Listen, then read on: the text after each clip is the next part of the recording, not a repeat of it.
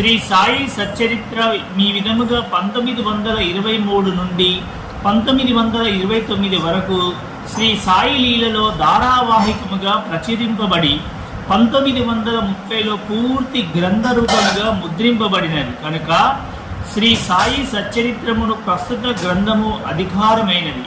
షిరిడీలో శ్రీ సాయిబాబా సశరీరులుగా ఉండగా దర్శించుకుని భాగ్యము లభించని సాయి భక్తులకు ఈ గ్రంథము నిజముగా ఒక వరము.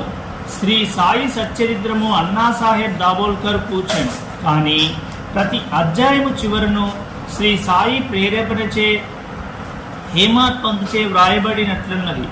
కావున ఈ హేమాడ్ పంతు ఎవరని పాఠకులు అడగవచ్చును.